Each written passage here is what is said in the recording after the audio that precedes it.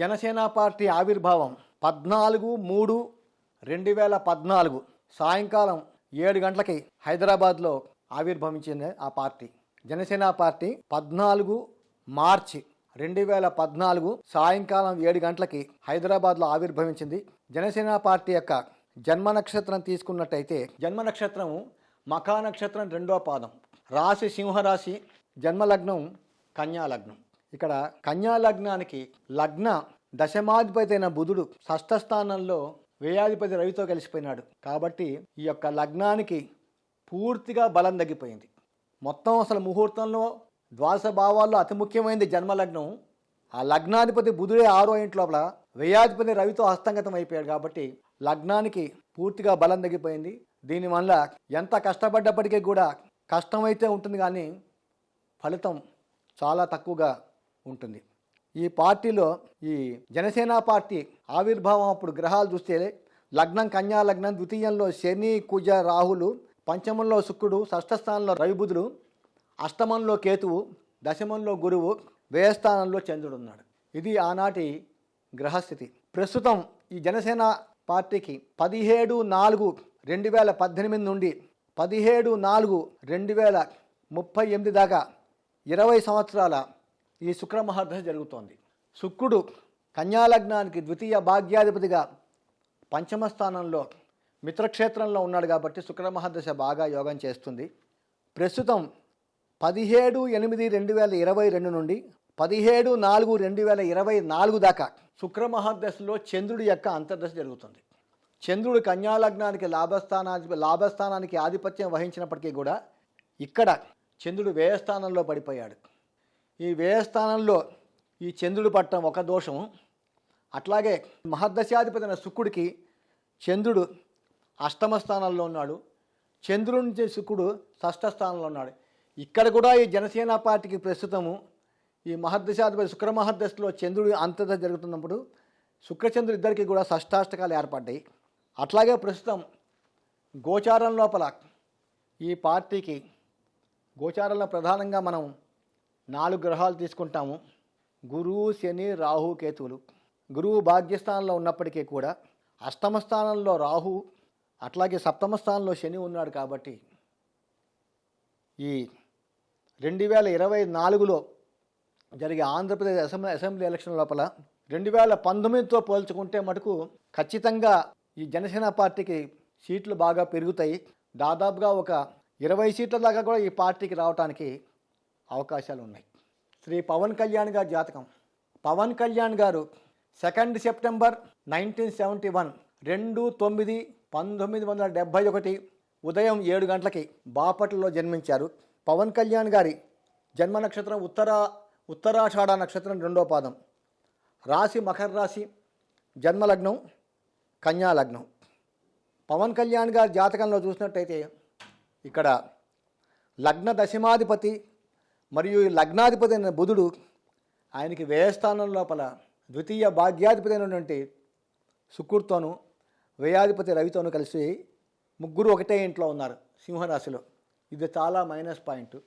ఈ లగ్నం వల్ల ఒక మానవుడికి ఆత్మవిశ్వాసము, ధైర్య సాహసాలు, కీర్తి ప్రతిష్ట, సమాజంలో మనం ఎంతవరకు ముందుకెళ్తాము, అసలు జీవితంలో ఏమన్నా సాధిస్తామా, జీవితంలో ఏమన్నా సాధించమా, ఇన్ని విషయాలు జన్మలగ్నం చెప్తుంది.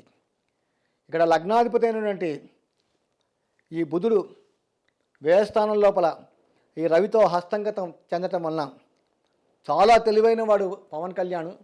కానీ లగ్నాధిపతి చాలా వీక్ అయిపోయాడు. దీనివల్ల జీవితంలో బాగా కష్టపడితే కానీ మనిషి అభివృద్ధిలోకి రావడం చాలా కష్టంగా. దానికి కారణం ఏంటంటే లగ్నాధిపతి చాలా వీక్ అయిపోయాడు. అట్లాగే ద్వితీయ భాగ్యాధిపతి, ద్వితీయం ధనస్థానము, కుటుంబ స్థానము, వాక్కు స్థానము, 9వ ఇల్లు అదృష్టం గురించి చెప్తుంది. ఇక్కడ ద్వితీయ భాగ్యాధిపతి అయినటువంటి ఈ యొక్క శుక్రుడు వ్యయస్థానంలో పడిపోయాడు. కాబట్టి ఆయన ఒక నిరుపేద కుటుంబంలో జన్మించినప్పటికీ కూడా చాలా కష్టపడి ఒక సినీ రంగం లోపల నిజాయితీగా కష్టపడి ఆయన మంచి డబ్బు సంపాదించుకొని మంచి పేరు తెచ్చుకున్నాడు. కానీ ఉంటే 9వ ఇల్లు భాగ్యస్థానం. భాగ్యం అంటే మన జీవితంలో మనకు అదృష్టం ఉందా లేదా చెప్పే ఇల్లు అన్నమాట. ఎప్పుడు కూడా భాగ్యాధిపతి వ్యయస్థానాల్లో ఉండకూడదు. ఆయన చతుర్థంలో కానీ, పంచమంలో కానీ, భాగ్యంలో కానీ, దశమంలో ఉంటే ఆ వ్యక్తి ఏ వ్యక్తి అయినప్పటికీ కూడా ఆ వ్యక్తి కోటీశ్వరుడు కుటుంబంలో జన్మించడం జరుగుతుంది. ఇది శాస్త్రం యొక్క ధర్మం అది. ఇక్కడ పోతే తృతీయంలో గురువు, పంచమంలో చంద్ర, కుజ, రాహువులు 3 గ్రహాలు కలిసి ఉన్నాయి. ఈ పంచమ స్థానం బుద్ధిస్థానం ప్లస్ పుత్రస్థానం. ఈ పుత్రస్థానం లోపల చంద్ర, కుజ, రాహువులు కలిసి ఉండటం వలన ఆయనకి తొందరపాటు చర్యలు చాలా వరకు తీసుకుంటాడు. ఎందుకంటే చంద్రుడు మన శరీరంలో మనసుని కంట్రోల్ చేస్తాడు, మనఃకారకుడు. ఆ చంద్రుడితో కుజులు ఉచ్చస్థితిలో ఉన్నాడు కాబట్టి ఇక్కడ చంద్రకుజులు కలిసి ఉన్నారు కాబట్టి ఒక బ్రహ్మాండమైన యోగం కూడా ఏర్పడింది. రిచిక మహాపురుష యోగము, చంద్ర మంగళ యోగం అనే 2 యోగాలు ఏర్పడ్డాయి. అలాగే ఆయన జాతకంలో పంచమాధిపతి అయినటువంటి శని భాగ్యస్థానంలో ఉన్నాడు. ఇది చాలా ప్లస్ పాయింట్. శని భాగ్యస్థానంలో ఉన్నాడు కాబట్టి ఆయన ఎవరిని మోసం చేయడు. కానీ ఏంటంటే పవన్ కళ్యాణ్ గారికి లౌకికం తెలియదు. ఆయన ఉన్నది ఉన్నట్టుగా మాట్లాడతాడు. దానికి కారణం ఏంటంటే పంచమంలో ఉన్నటువంటి చంద్ర, కుజ, రాహులే కారకులు. అందులో కుజుడు చాలా బలం కలిగి చంద్రుడితో కలిసి ఉండటం వలన మాట పడు, అభిమానం చాలా ఎక్కువ ఆయనకి. ఎలాంటి వ్యక్తినైనా సరే నిర్మోహమాటంగా మనసులో ఉన్నది ఉన్నట్టుగా చెప్పేస్తాడు. దానివల్ల ఈ రాజకీయం లోపల కొంతవరకు కష్టాలు ఎదుర్కోవటానికి అవకాశాలు ఉంటాయి. అట్లాగే ఆయనకి ఈ 2017 నుంచి కూడా ఏలినాటి శని నడుస్తోంది. ఈ ఏలినాటి శని ఆయనకి 2025 మార్చి 28వ తారీఖు తోటి ఏలినాటి శని వెళ్ళిపోతుంది. అక్కడి నుంచి 2025 ఏప్రిల్ నుంచి కూడా పవన్ కళ్యాణ్ గారికి శనేశ్వరుడు అన్ని విధాలుగా కూడా ఆయనకి అనుకూలంగా ఉంటుంది. ముఖ్యంగా ప్రస్తుతం చూసినట్టయితే పవన్ కళ్యాణ్ గారికి 9/9/2009 నుండి 9/9/2025 దాకా ఆయనకి ఈ గురు మహర్దశ నడుస్తోంది. గురువు కన్యాలగ్నానికి చతుర్థ సప్తమాధిపతిగా ఉభయ కేంద్రాధిపత్య దోషం కలిగి ఆయనకి తృతీయ స్థానంలో మిత్రక్షేత్రంలో ఉన్నాడు. ప్రస్తుతం 15/4/2023 నుండి 9/9/2025 దాకా ఆయనకి ఈ గురు మహర్దశలో రాహు అంతర్దశ నడుస్తుంది. ఒక మహర్దశలో ఆఖరి అంతర్దశ జరుగుతున్నప్పుడు ఏ మానవుడైనప్పటికీ కూడా ఒక మహర్దశలో ఆఖరి అంతర్దశ జరిగితే దాన్ని దశాఛిద్రము అంటారు. ఈ దశాఛిద్రం జరిగిన టైం లోపల ఏ వ్యక్తి ఎంతటి వ్యక్తి అయినా వాళ్ళ వ్యక్తిగత జాతకం ఎంత బలంగా ఉన్నప్పటికీ కూడా ఒక మహర్దశలో ఆఖరి అంతర్దశ వచ్చినప్పుడు ఈ దశాఛిద్రంలో ఆ మనిషికి 100% నిరాశ మిగులుతుంది.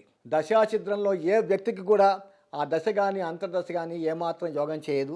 నెక్స్ట్ 2025 నుంచి పవన్ కళ్యాణ్ గారికి బ్రహ్మాండమైన దశ 19 సంవత్సరాలు శని మహర్దశ నడుస్తుంది. కాబట్టి శని మహర్దశ ఈ కన్యా లగ్నానికి మొదటి 10 సంవత్సరాలు విపరీతమైన యోగం చేస్తాడు. కాబట్టి 2029 ఎలక్షన్లో మటుకు పవన్ కళ్యాణ్ గారికి మామూలుగా కాదు, థంపింగ్ మెజార్టీ, వేరే ఏ పార్టీతో కూడా కలవకుండా జనసేన పార్టీ సింగిల్గా పోటీ చేసి ఆంధ్రప్రదేశ్లో ఘన విజయం సాధిస్తుంది. ఈ విషయంలో ఎలాంటి అనుమానం పెట్టుకోవాల్సిన అవసరం లేదు. కానీ ప్రస్తుతం ఈ గురు మహర్దశలో రాహు అంతర్దశ జరుగుతోంది కాబట్టి ఈ దశాఛిద్రంలో మనకు ఈ 2024 అసెంబ్లీ ఎలక్షన్లో మనకు జనసేన పార్టీకి కాస్త నిరాశ మిగులుతుంది. కాకపోతే ఏంటంటే ఏలినాటి శని చాలా మటుకు ఏలినాటి శని అయిపోయింది. కాబట్టి ఈ 2019 ఎలక్షన్స్తో పోలిస్తే మటుకు ఖచ్చితంగా 15 నుంచి 20 సీట్లు మటుకు ఖచ్చితంగా ఈ జనసేన పార్టీకి వస్తాయి. ఆ విషయంలో ఎలాంటి అనుమానం పెట్టుకోవాల్సిన అవసరం లేదు. పవన్ కళ్యాణ్ గారికి 2025 నుంచి మటుకు శని మహర్దశ విపరీతంగా యోగం చేస్తుంది. ఆ విషయంలో ఎలాంటి అతిశయోక్తి లేదు. నేను ఎవరి మనసన్నా గాయం చేస్తుంటే క్షమించాలి. నేను దాదాపుగా 35 సంవత్సరాలు బట్టి జ్యోతిష్యంలో ఉన్నాను. ఇప్పటిదాకా నేను ఎవ్వరి మనసు గాయం చేయలేదు. నేను ఏ రాజకీయ పార్టీకి చెందిన వాడిని కాదు. అందరికీ తెలుసు, దాదాపుగా నేను 44 సంవత్సరాలు నేను మీడియాలో ఉన్నాను. ఇప్పుడు కూడా నేను మీడియాలో ఉన్నాను. హన్స్ ఇండియా అనే ఇంగ్లీష్ దినపత్రికలో నేను డిప్యూటీ జనరల్ మేనేజర్గా పనిచేస్తున్నాను. ఏ రాజకీయ నాయకుడు యొక్క మనసన్న ఏమైనా గాయమైంటే మటుకు దయచేసి నన్ను మనస్ఫూర్తిగా క్షమించవలసిందిగా మీ అందరినీ నేను కోరుతూ సెలవు తీసుకుంటున్నాను. నమస్కారం.